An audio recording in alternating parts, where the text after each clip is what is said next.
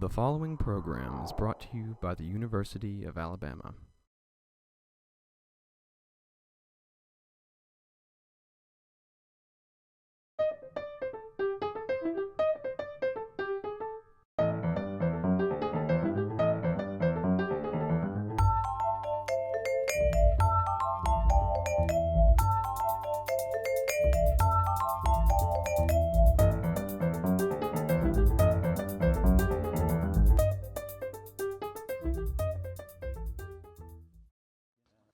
From his debut volume, Poachers, through the novels Hell at the Breach and Spunk, Tom Franklin's reputation has grown steadily.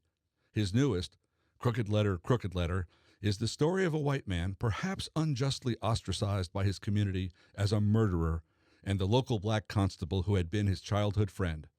Franklin and his wife, the poet Beth Ann Fennelly, have, courageously, collaborated on a novel, Tilted World, which is to be released in the fall of 2013.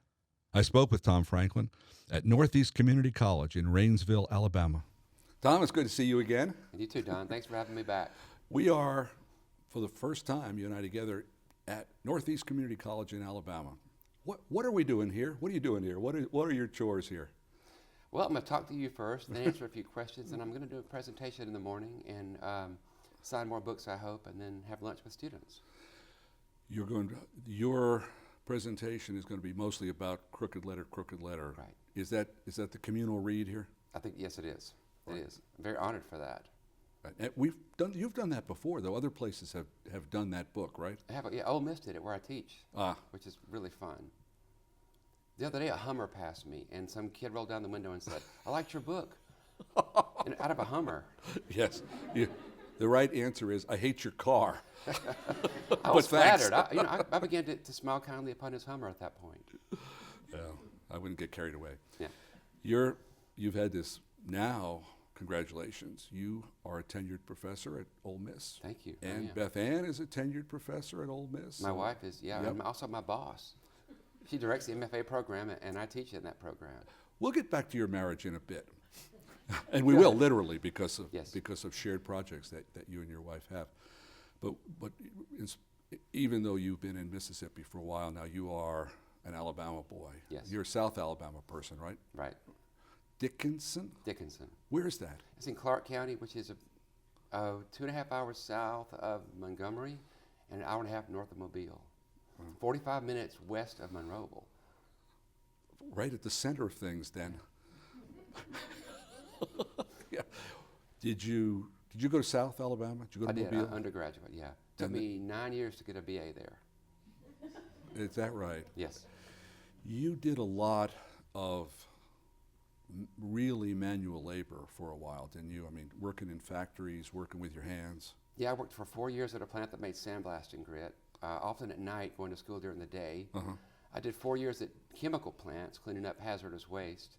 That's my toughest quarter, as they did then, was where I took 5 classes and worked 80 hours a week while commuting an hour each way to the chemical plant. This is inspirational. Yeah. That's why it took me that long to get a BA, because I lots of work, and also took lots of classes I didn't need. I didn't realize that you had an advisor you can go to, and he would say, "Don't take 19 writing workshops. You only need 3 of those."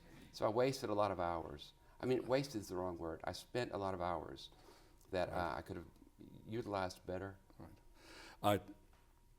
A lot of your fiction is vaguely autobiographical, but the one I think that comes closest to an actual experience is a story called Grit, which takes place in that sandpaper factory. Is that a... Yeah, this plant still exists. It is just south of Mobile. No, I'm sorry, just north of Mobile. Yeah. On Interstate 65, right before the Satsuma exit. If you're headed away from Mobile, look to your right, through the trees, you'll see these giant green tanks. I've spent 4 years there. My uncle was the millwright, he just retired, but the plant is still there. I've gone and visited it a couple of times. Yeah. It's fun to talk to people who have worked with their hands, with their backs. They complain so much less about how hard writing is and how hard teaching is, because they have actually done really hard work. I mean, I at the chemical plant, I would be wearing a plastic suit and in a helmet with air pumped in, with the gloves taped over my gloves, boots taped over my boots, and I'd be standing up to my knees in hazardous waste, turning an augering samples out of the ground at 4 a.m. That's hard work. Yeah. Sitting down at your computer to try to tell a story is not hard work. For most people, it's impossible work, and they shouldn't try. Right, I agree. We need more readers and fewer writers.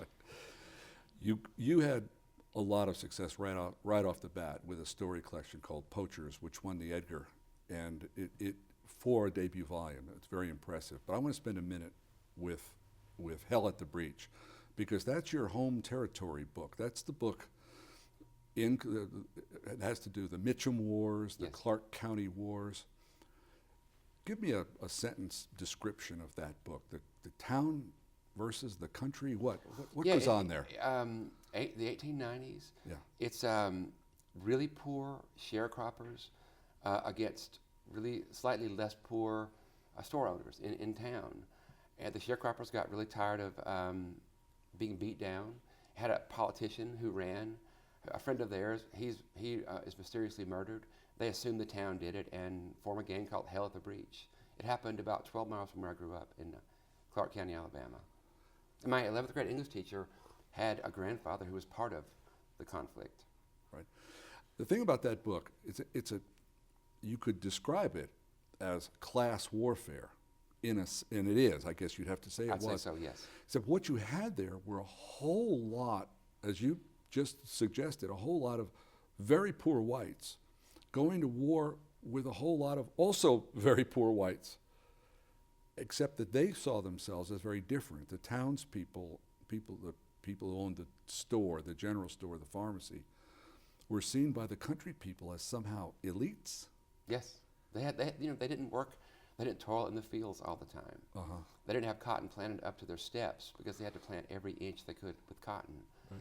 They had jobs where they stayed inside and swept floors and sold things and owned the land that the poor people worked on. So you see why the poor people had anger issues. Yeah, it's a question of perspective. It's interesting. I mean, I don't have that knowledge in my own life, but from my perspective, which is apparently at the moment very Olympian, looks like these people all look alike to me, but they don't feel alike to each other. That is a very violent book, and it opens. In fact, the opening scene is what? A boy drowning 6 puppies. Yeah. Now that's not a recipe for wide readership. No, it's not. Very few people are entranced by. I used to read that section when I promoted that book on book tour, and my publicist called me and said, "Stop reading that. Nobody wants to read about puppies being drowned." Right. She said, "You may have even reconsidered opening the book that way," and maybe I should have. It won the Alabama Library Association's award for adult fiction, which I think sounds like porn.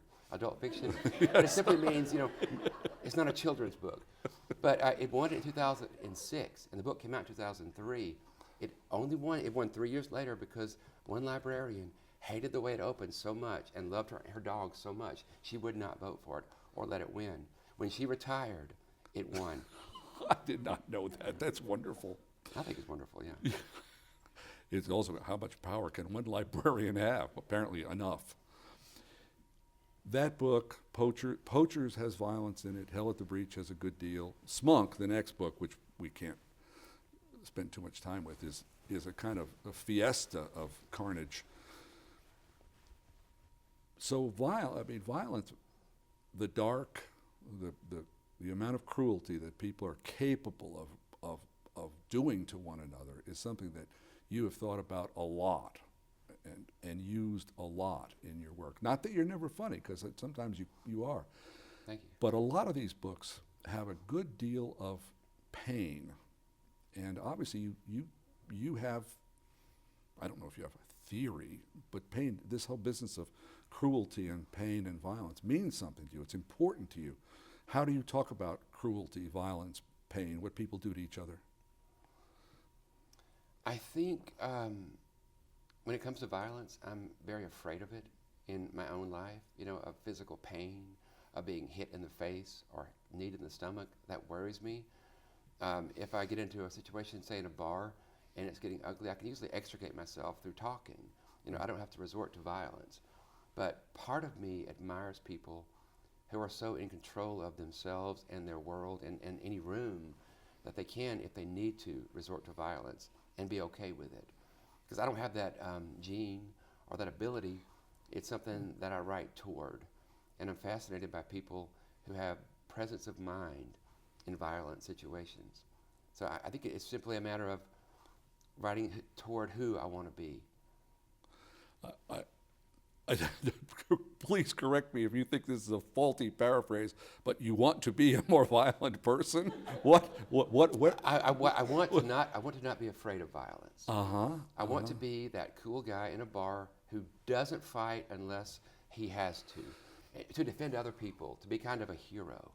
So I see, Spunk in my book, Spunk. I see Spunk as a heroic type because he controls his world. Right. For that reason. But you must think, he said, that human nature, that we humans by nature have a good deal of the dark in us. Yes. Because there's a lot of it. I do think that, and it's also an interesting place to dig. When I was writing Crooked Letter, it occurred to me at some point that someone has to have done this. I'd not written a crime novel before necessarily, or a mystery necessarily, and I'm just writing about the people, about Larry Ott and Silas Jones, who I'm fascinated by, and the book is due in a few months, and it occurred to me that I've got to have a culprit.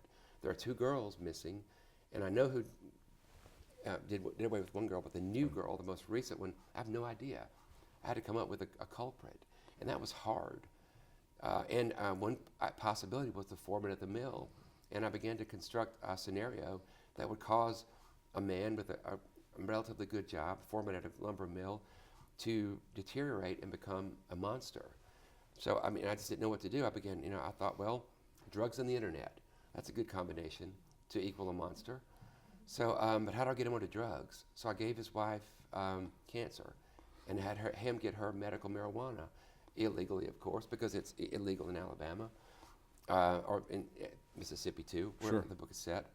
And I had him, she dies, but he liked the medical marijuana so much that he smoked a lot more of it, and it led, as a gateway drug, as we are told it will, by the powers that be, to other drugs, and that led him onto the internet, and it was just this awful spiral of internet porn and drugs, and I really did not enjoy writing it. It was a dark place I didn't enjoy going to. Yes. So I unspiraled that, and came up with another person who did So it. this whole business of this fellow who's a foreman at the mill, it's not in the book. No, Maybe it'll be in some future book. probably not. It was really dark. I really don't. I don't want to go. I don't want to go there again. But it's funny, when I start to work on something, it tends toward the dark. There is even in Hell at the Breach a moment where one of the 16-year-old point of view characters, whose name is Mac Burke, is sent down to do a very dirty deed. His drunk gang mates have tried to hang a rival bootlegger, and they're so drunk they mishang him, if that's an expression, to mishang. He doesn't die. It's actually hard to hang somebody if you don't do it right. He doesn't die, and they think he's dead. They drag him down the hill. Mac has dug a grave for him. They have Mac kick him in there and say, cover him up. Well, they go back up and drink some more, and Mac sees that he's moving. He's not dead. I had Mac call them down, and they had Mac shoot him. And Mac became then a trusted member of the gang. My agent read this and said, no, Mac can't shoot because we'd lose sympathy with him. And so you see where my dark temperament normally takes me. That's a very darker character who would shoot this man, and a much more likable character who would save the man. Right.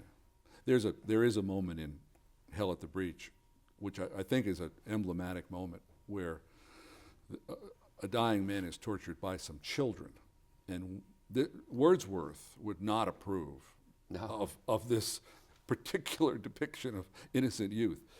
And I think that's the acid test. If children are capable of such behavior, then all humans are capable of such behavior.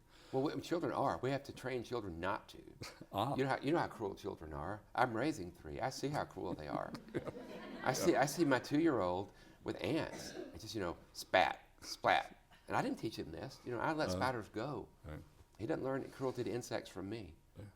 I have asked you in different conversations about, and one this is always a futile question, but I have asked you about the autobiographical elements in your book.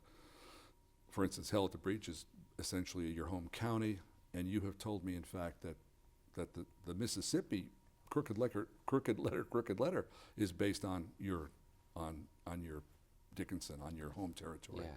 But I remember asking you how, or actually, I don't think it was a question. I was saying there's nothing autobiographical about Crooked Letter. You can't be Silas, 32.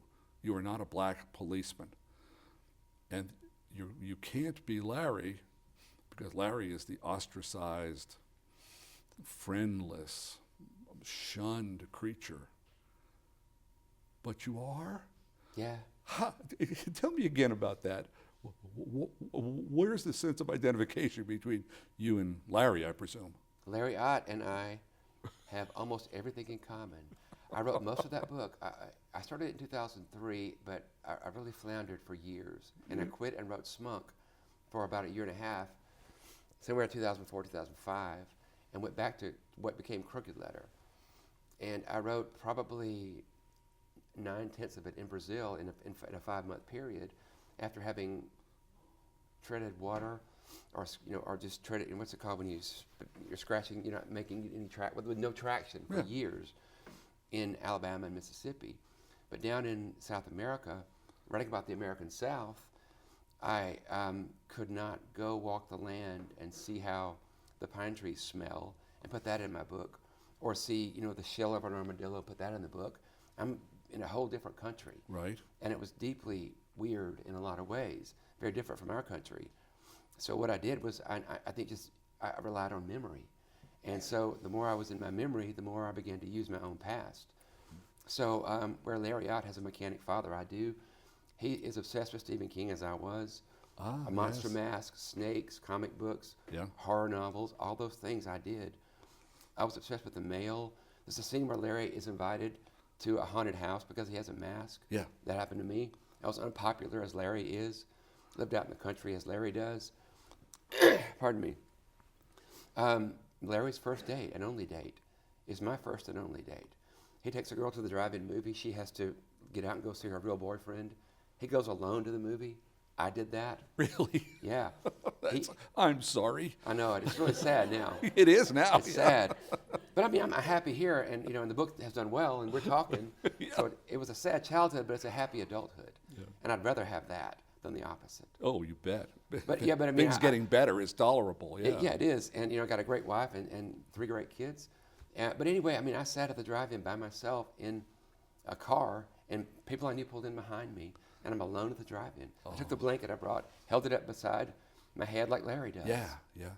But for me, there were no real consequences except, possible embarrassment. But, to make it fiction, one has to raise the stakes. Right. For Larry, she's never seen again. Right. And so there's real consequences for his awry date. Right. Well. So many other things. The things that we have that are disparate are different. I mean, my father was a very kind, loving man, and I was not as lonely as Larry was. I had a brother and cousins, where Larry's an only child. Yeah, Larry's dad. He's an alcoholic and very abusive. Yeah. Verbally and physically. Why 2 women would want anything to do? Why 1 woman would want anything to do with him is a mystery, but he has 2, which seems to me just wrong. Well, when he's away from his family, he's a different guy.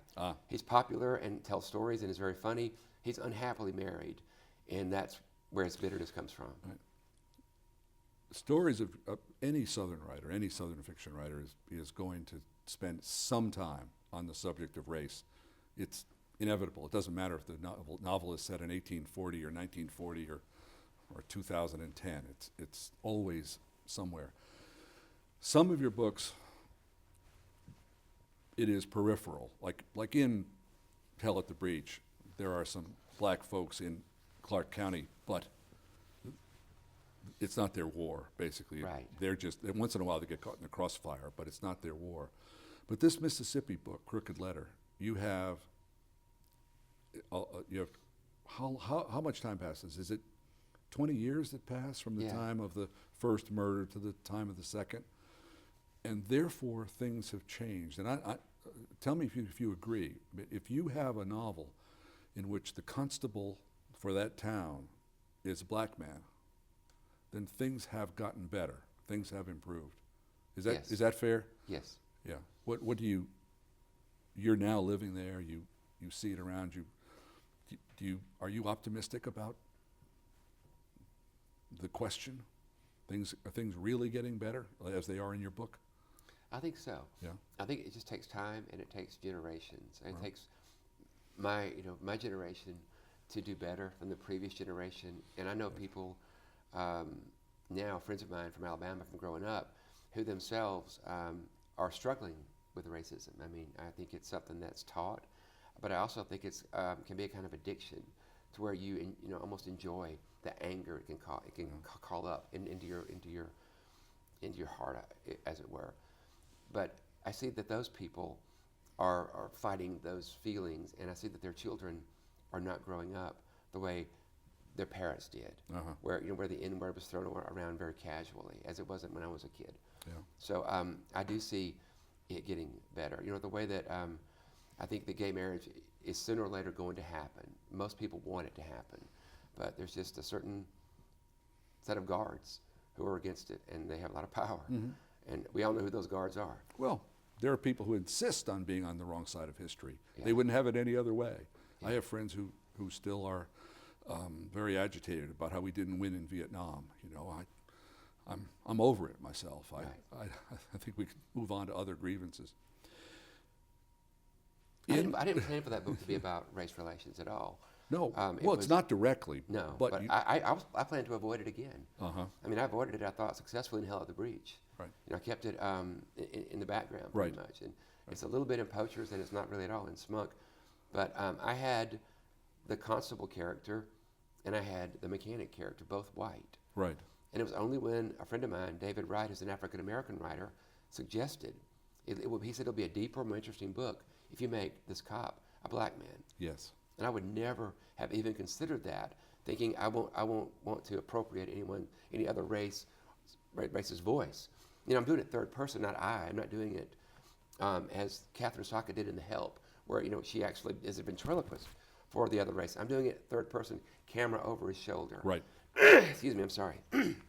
But I would not have even tried that if David hadn't given me permission.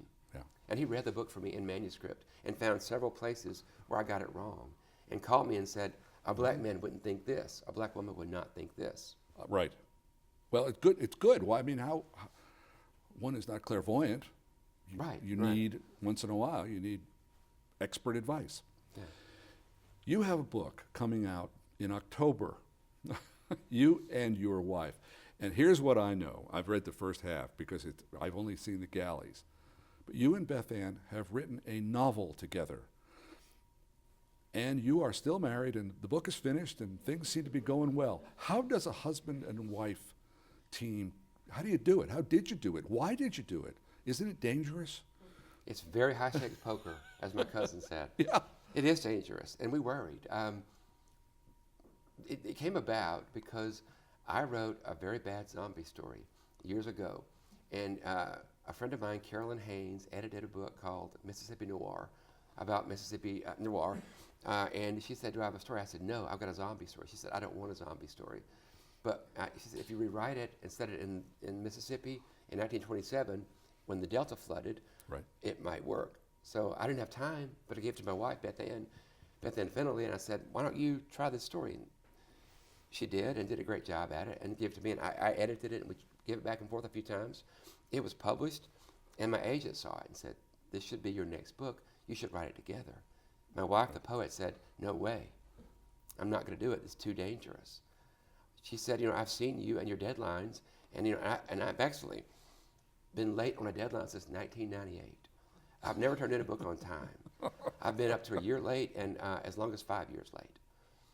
So she said, I don't like to be late on deadlines, and I think you'll probably make us late. I'm a fast writer, you're a slow writer. It's a bad idea. But I talked her into it. And she really loved it and got into it. And we mapped it out. It's set in 1927, the flood Right. of 27. Yeah. She writes the female moonshiner. I write the male revenue agent.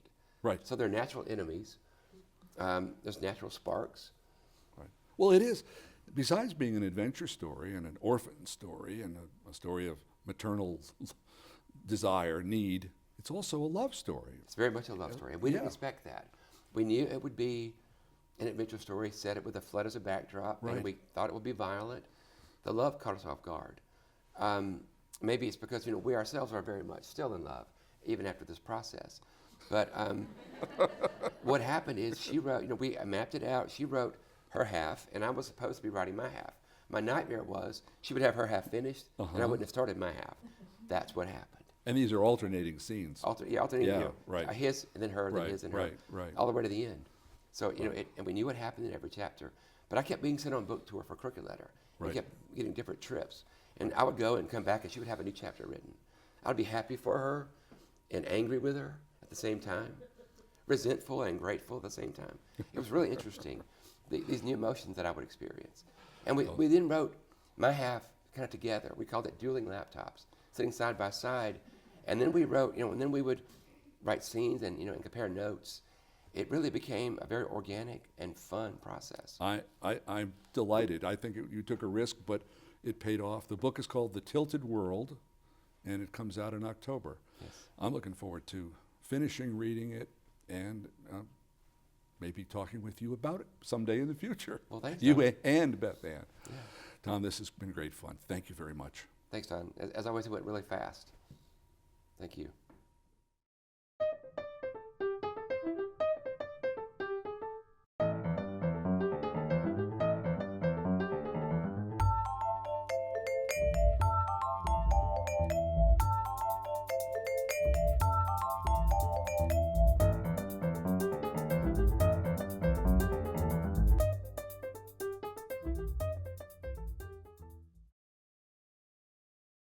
To order this season of Bookmark on DVD, call 1-800-463-8825.